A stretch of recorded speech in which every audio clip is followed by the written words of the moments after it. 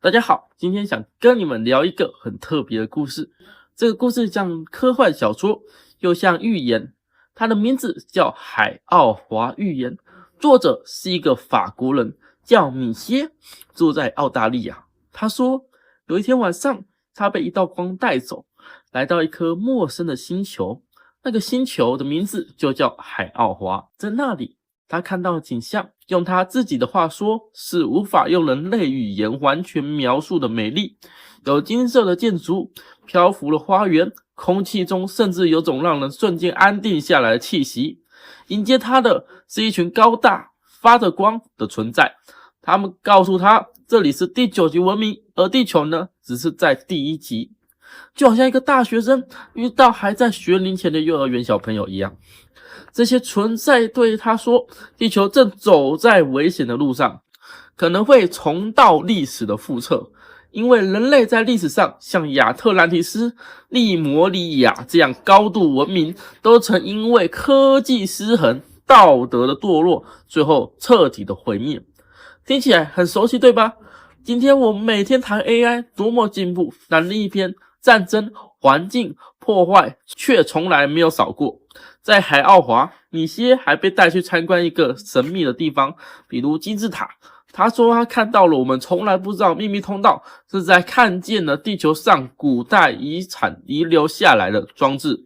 更神奇的是，他被展示了灵魂轮回，一个人死后，灵魂如何离开身体，又如何投胎到下一个世界。他的导师对他说，地球人最大的问题就是太沉迷于物质。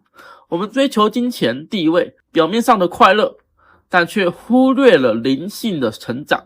这不是宗教的布道，而是宇宙规则的一部分。人类最重要的课题，其实就是灵魂的进化。这个故事最吸引人的地方，不是它的科幻性，而是它带来一种寓言的味道。你会不会去想，如果这一切是真的呢？如果真的有比我们高很多的文明，他们在一旁看着我，就像大人看着小孩在玩火，他们会不会急得跳脚？米歇回到地球后，把他的经历写成了这本书。他以为会轰动，结果却几乎没什么人相信，还被人当成是小说。但也有人说，书里的一些描述后来和科学家的发现竟然有一些吻合。比如说，他提到某些宇宙现象、环境危机的警告，都和我们现在面对的问题很像。到底是真是假，其实已经不重要了。这本书真正打动人的不是证据，而是他丢给我们的问题。人类文明要往哪里去？是像亚特兰提斯一样繁华后消失，还是往更高的层次进化？很多人会笑说，呵呵呵，这太科幻了。那想一想，1000年前，如果有人告诉你，未来有一天你只要拿着一个小盒子，就能看到世界所有的书，跟远方的人即时对话，你会不会觉得那是神话？可今天这小盒子就是我们的手机。